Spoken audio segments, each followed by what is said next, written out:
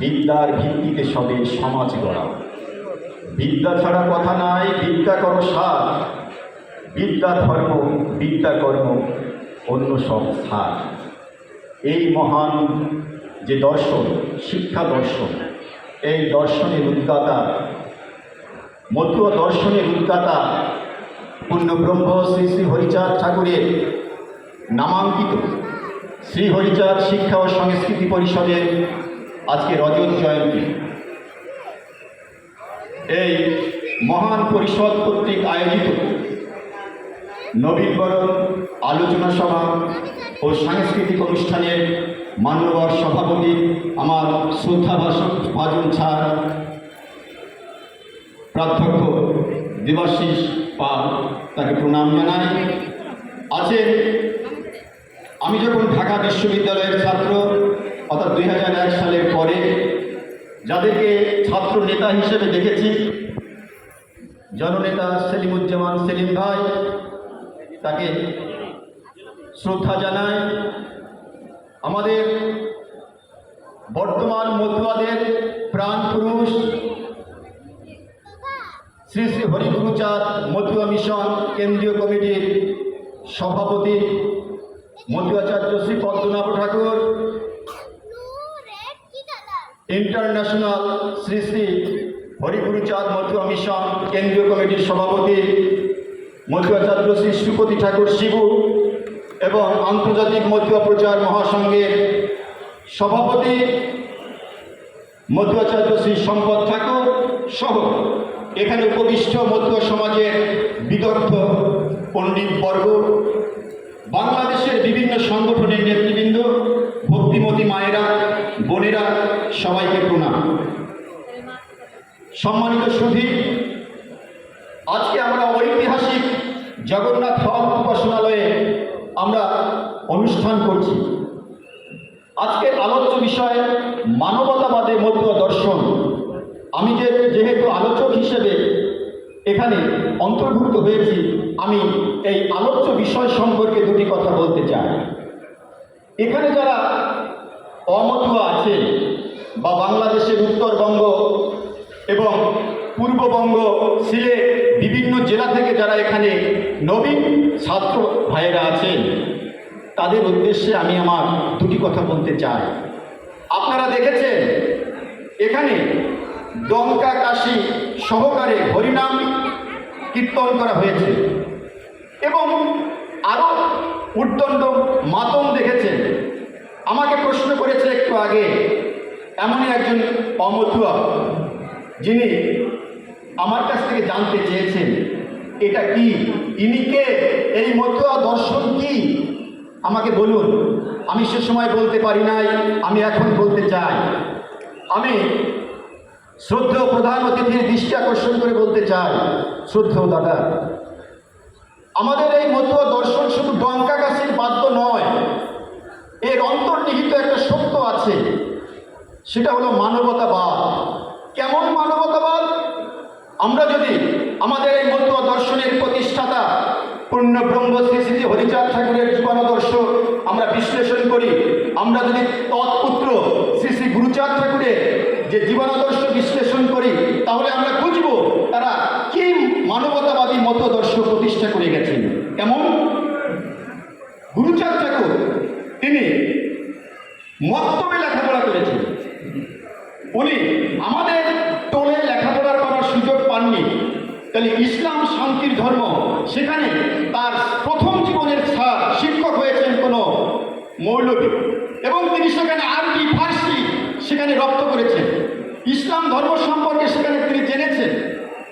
তার জীবন যেহেতু তার বাবার উদারময় যে চিন্তা ভাবনা, তার বাবা যদি সংকীর্ণ সাম্প্রদায়িক হতেন তাহলে মক্তবে তাকে লেখাপড়া করতে দিতেন না।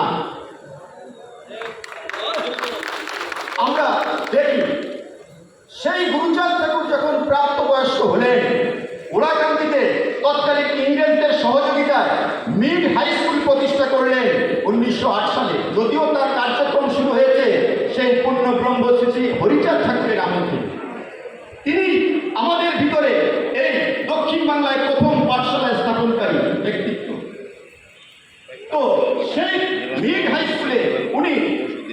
ছাত্রাবাস প্রতিষ্ঠা করেছিলেন। এটা ঐতিহাসিক সত্য। বর্তমান জেলা প্রশাসক গোপালগঞ্জে উনি সেই অতীত কাগজ ঘেটে দেখেন মিড হাই স্কুলে প্রথম দুটি ছাত্রাবাস, একটি মুসলমানদের ছাত্রদের জন্য আর একটি হিন্দুদের জন্য। তাহলে এরা কতটা মানবতাবাদী! আমি এই ঐতিহাসিক সত্যগুলো আমি আজকে উন্মোচন করতে চাই এই পবিত্র প্রতিষ্ঠানে দাঁড়িয়ে। আমি এই ঢাকা বিশ্ববিদ্যালয়ের ইতিহাস বিভাগের আমি একজন গর্বিত ছাত্র। আমি ঐতিহাসিক বিশ্লেষণ করা আমার সহজাত বিষয়। আমি আমার শ্রদ্ধেয় স্যার, যাকে আমি এই বিশ্ববিদ্যালয়ে এই হলে ঢোকার পর থেকেই দেখেছি, আমি শ্রদ্ধেয় স্যারের স্ত্রী, ওনাকে আমি দেখেছি ছেলে মেয়েদের নিয়ে এখান থেকে প্রতিদিন যেতে। আমি তাদেরকে পরম আত্মীয় মনে করি, তারাও যদি আমাকে না চেনে। আমি স্যারের উদ্দেশ্যে বলি, স্যারের বংশ পাল সম্প্রদায় আমরা দেখতে পাচ্ছি। তো আজকে স্যারকে উদ্দেশ্য করে সকলের জ্ঞাতার্থে বলছি, আমরা সংকীর্ণতার বেড়াজালে মতুয়া দর্শনকে আবদ্ধ করে রাখি, বুঝে না বুঝে। আপনাদের জ্ঞাতার্থে বলি, আমাদের প্রথম এবং শ্রেষ্ঠ তীর্থ হল ওড়াগাড়ি। গুরুচাঁদ ঠাকুর আর 16টি জায়গাকে শাখা শ্রীপাঠ হিসেবে ঘোষণা করেছেন, শাখা তীর্থ। এই 16টি শ্রীপাঠে 2টি শ্রীপাঠ হল পাল সম্প্রদায় থেকে যারা হরিচাঁদ ঠাকুরের ভক্ত হয়েছিলেন তাদের বাড়িতে শ্রীপাঠ হয়েছে। আজকে গুরুচাঁদ ঠাকুর যদি অসাম্প্রদায়িক না হতে একটা সম্প্রদায়ের ভিতর নিজের মতাদর্শকে আবদ্ধ করে রাখতেন, তাহলে সেখানে শ্রীপাঠ হতো না। কি তারাচাঁদ পালের বাড়ি আমাদের শ্রীপাঠ এবং হরিপাল। আমরা যে হরিচাঁদ ঠাকুরের এই যে বিগ্রহ বা ছবি এখানে স্থাপন করেছি, সেই ছবি, সেই বিগ্রহ প্রথম তৈরি করেছিলেন হরিপাল। এই মতদর্শে 36 জাতের লোক এখানে একত্র হয়েছে। গুরুচাঁদ ঠাকুরের পার্শ্বদ ছিলেন এই রাধাচরণ চক্রবর্তী, অন্যতম পার্শ্বদ তিনি কুমিল্লা, নোয়াখালী, চাঁদপুর এখানে মতুয়া দর্শন প্রচার করেছেন। তো আমরা বক্তব্যের সময়, আমরা লেখার সময় আমরা আটকে থাকি, কিন্তু এই ঐতিহাসিক সত্যগুলো আমি এই ঢাকা বিশ্ববিদ্যালয়ের বুকে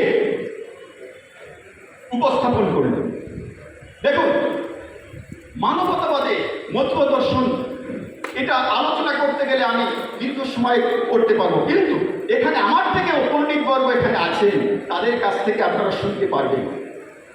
আমরা সাধারণত জানি ধর্মীয় মতাদর্শ কিভাবে প্রতিষ্ঠিত হয়। কোনো অলৌকিক কাজ যারা করেন তাদের ঘিরে একটা গোষ্ঠী তৈরি হয়, একটা সম্প্রদায় তৈরি হয়, শুধু অলৌকিকতার ভিত্তি করে, এবং পরকালে তারা স্বর্গবাসী হবে, আত্মার মুক্তি হবে। কিন্তু মতুয়া দর্শন বাস্তবতার সাথে সেই আধ্যাত্মিকতার সমন্বয়ের এক শুভ মিশ্রণের তৈরি। এরকম আমাদের হরিচাঁদ ঠাকুর বলেছেন যে 12টা আজ্ঞা, এই 12টা আজ্ঞায় বলেছে হাতে কাম মুখে নাম, অর্থাৎ কখনোই হাত জোড়া করে রাখা যাবে না, কাজ করতে হবে। আগে কাজের কথা বলেছে। এই 21শ শতাব্দীতে দাঁড়িয়ে কাজ ছাড়া এই পৃথিবীতে কোনো কিছু করা সম্ভব নয়। কিন্তু আমরা বিভিন্ন সময় বিভিন্ন মতাদর্শে দেখি শুধু গৃহকোণে বসে, গুহায় বসে আরাধনা করার কথাও কিন্তু বলা আছে। কিন্তু মধ্য দর্শনের ভিন্নতা কোথায়? তিনি গৃহস্থ, গৃহেতে থাকিয়া যার ভয় ভাবোদয়, সেই সে পরম সাধু জানিবে নিশ্চয়। উনি সংসার ত্যাগকে উনি নিষিদ্ধ ঘোষণা করেছেন। যে জন্মদাতা মা বাবা ত্যাগ করে, আত্মীয় স্বজন ত্যাগ করে, পর্বত কন্দরে সেই উপাসনা উনি নিষিদ্ধ ঘোষণা করেছেন। উনি গৃহেতে থাকতে বলেছেন, সচ্চরিত্র থেকে যে থাকবে সেই পরম সাধু, এদের যুগোপযোগী। এবং উনি নিষিদ্ধ ঘোষণা করেছেন বাহ্য অঙ্গে সাধু সাজ। যদিও আমরা বাহ্য অঙ্গে সাধু সাজ করি, কিন্তু এটা মধ্য মতাদর্শের মৌলিকতার বিরুদ্ধে। মালা থাকলেই যে সে সাধু তা নয়, উনি অন্তরের শুচিতাকে প্রাধান্য দিয়েছেন। আমি যে বিষয়ে আলোচনা করতে চাই, কেন মানবতাবাদী মতাদর্শ বলা হয়, আমাদের শ্রদ্ধেয় লেখক, যিনি 30টি বইয়ের উপরে লেখা করে হরিদাস ঠাকুর, উনি বলছেন মানবতাবাদ ইকুয়াল টু মধ্যবাদ। কিরকম? সেই হরিচাঁদ ঠাকুর উনি নারীদেরকে পূর্ণাঙ্গ স্বাধীনতা দিয়েছেন। কেমন? গুরুচাঁদ ঠাকুরের বয়ানে বা উদ্ধৃতিতে পাই, শুনেছি পিতার কাছে আমি বহুবার, নারী ও পুরুষ পাবে সম অধিকার। আপনারা বলতে পারেন এটা কি মুখের মুখের কথা? আপনারা যারা এখানে উপস্থিত হয়েছেন দেখবেন এই মধ্য দলে নারীও ডঙ্কা বাজাচ্ছে, নারীও পৌরোহিত্য করছে মধ্যবাদী যে বিভিন্ন ক্রিয়াকর্মে, নারী দলপতি আছে। অর্থাৎ মধ্যবাদের ভিতরে নারীর যে এই যে অবাধ স্বাধীনতা, এটা অন্য কোথাও আমরা দেখতে পারি না। আমি আর দু একটি কথা বলে শেষ করি। আপনারা বলতে পারেন যে এই যে পাগলের মতো ডঙ্কা বাজা, এর বৈশিষ্ট্য, এর স্পেশালিটি কি? এটা কি? আমি একটু ইতিহাস বর্ণনা করতে চাই। আপনারা জানেন এই ডঙ্কার নাম জয় ডঙ্কা। এটা মধ্যবাদের প্রধানতম সাধন উপকরণ। আমরা দেখেছি এই যশোর জেলার রাজা ছিল সীতারাম এবং প্রতাপাদিত্য, এদের সৈন্য বাহিনীতে বিভিন্ন ধর্মের লোক সেনাপতিত্ব করেছিলেন। সেখানে জয় ডঙ্কা বাজানো হয় এবং এটাও ইবনে বতুতার বইতে দেখতে পাই, এই অঞ্চলের একটা বাণিজ্য তরী অন্য বাণিজ্য তরীকে অতিক্রম করতে সময় জয় ডঙ্কা বাজে অভিবাদন জানায়। আমরা জানি দক্ষিণ বাংলার নল নটা ভাব অধ্যুষিত জায়গা। এইখানে যখন 100 বছর 200 বছর আগের কথা ভাবুন, একটা গ্রাম থেকে অন্য গ্রাম বহু দূরে, সেইখানে যখন বাদ্য জয় ডঙ্কা বাজিয়ে যখন নৃত্য করা হতো, মাতাম দেওয়া হতো, তখন সাহস শক্তি এগুলো বৃদ্ধি পেত, বাঁচার উৎসাহ অনুপ্রেরণা বৃদ্ধি পেত। এই যে ঐতিহাসিক এই খালি খালিতে তো এই ডঙ্কা মধ্যবাদের সাধন উপকরণ করা হয় নাই। এটা একটা বিরোচিত সাধন উপকরণ। একে রক্তে যে নাচ, সেই নাচের সাথে এটা শ্রদ্ধেয় কার্তিক ঠাকুর আমাদের এইখানে যে প্রথম যে কি করেছিলাম আমরা নবীনবরণ অনুষ্ঠান, সেইখানে প্রধান অতিথি তিনি বলেছেন তার বইতে এবং প্রেসিডেন্টের সামনে যে মধ্যবাদের এই যে হৃৎপিণ্ডের নাচ, এটার সাথে সাথে এটা একটা প্রাণায়াম, এটা শ্রেষ্ঠ মাধ্যম। ব্যায়াম করা হয়ে যায়, প্রাণায়ামের কাজ হয়ে যায়। এবং আরো একটা কথা বলি, গুরুচাঁদ বলেছেন জড় হলেই বড়। অর্থাৎ ডঙ্কা একটা দল তৈরি করছে, মধ্যবর দল, ওর সামনে থাকে একজন লিডার, তার হাতে থাকে লাঠি, 100 হাত লাঠি। অর্থাৎ ওটা সেনাবাহিনীর যে কর্তৃত্ব পরায়ণা যে ছড়ি, সেই রকম। অর্থাৎ এই যে দল সৃষ্টি করে, উনি শুধু এই মধ্যবাদের দল সৃষ্টি করতে বলেন নাই, যে রাজনৈতিক মুক্তির জন্য উনি বলেছেন দল বল, এগুলো আমরা জানি। দেখুন, গুরুচাঁদকে শুধু আধ্যাত্মিকতার বিচারে বিশ্লেষণ করলে হবে না, তিনি যা বলেছেন তাই করেছেন। আমরা অনেকে জানি তিনি একজন সাধু গোসাই, কিন্তু না, উনি যখন লাট দরবারে গিয়েছেন, লর্ডের কাছে গিয়েছেন, 500 টাকার তৎকালীন তিনি কি করেছেন, সেই রাজোচিত পোশাক পরে গেছেন। যেখানে যেমন সেখানে তেমন। মধ্যবাদ এই জন্যই স্পেশাল। উনি ইংরেজ লাট দরবারে গিয়েছেন, উনি এবং বিশেষ মেডেল দ্বারা ভূষিত হয়েছেন। তো গুরুচাঁদ হরিচাঁদের যে আধ্যাত্ম মহিমা, জাগতিক মহিমা, আমি স্যারের জ্ঞাতার্থে বলছি যে গুরুচাঁদ ঠাকুর হাজার হাজার তৎকালীন পাঠশালা প্রতিষ্ঠা করেছিলেন, হাজার হাজার। এই পাঠশালাগুলো পরবর্তীতে উচ্চ ইংরেজি, নিম্ন ইংরেজি, মাইনর স্কুল হিসেবে প্রতিষ্ঠিত হয়েছে এবং সেইগুলো এখন হাই স্কুল, কলেজেও কোনোটা রূপান্তরিত হয়েছে। আমরা বিদ্যাসাগর মহাশয়কে ছোট করব না, কিন্তু আমরা প্রচারের অভাবে হরিচাঁদ গুরুচাঁদকে এই রাজধানীর বুকে, এই জাতীয় জীবনে প্রচার করতে পারছি না। আমি এখানে স্যারের উদ্দেশ্যে করজোড়ে বলবো, আপনি আমাদের শ্রদ্ধেয় স্যার, আপনার কাছে মনের আবেগ আমরা সব প্রকাশ করতে পারি। আপনার কাছে আমরা অনুরোধ করি, এই মানবতাবাদী, এই অসাম্প্রদায়িক চেতনা লালনকারী পূর্ণব্রহ্ম হরিচাঁদ ঠাকুরের আমরা একটা মূর্তি বা ভাস্কর্য এখানে দেখতে চাই। আপনার কাছে আমরা সেই প্রার্থনা জানাই।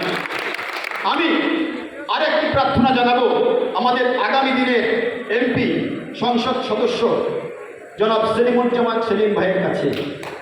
উনি আমি অগ্রিম বলে রাখছি, উনি পার্লামেন্টে আমাদের হয়ে, এই মধ্যদের হয়ে, যেহেতু ওনার বাড়ি কাশিয়ানি, উনি ওলাকান্দি অধ্যুষিত, মধ্য অধ্যুষিত এলাকায় ওনার রাজনৈতিক এলাকা, সংসদীয় এলাকা, আমাদের মানুষ হিসেবে উনি পার্লামেন্টে আমাদের পূর্ণব্রহ্ম শ্রী শ্রী হরিচাঁদ ঠাকুরের জন্মদিনে একদিনের সরকারি ছুটি ঘোষণা করলেন। আমরা করজোড়ে সেই প্রার্থনা জানাই। সবশেষে উপস্থিত সবাইকে শুভেচ্ছা জানাই। আমি অত্যন্ত আবেগ আপ্লুত।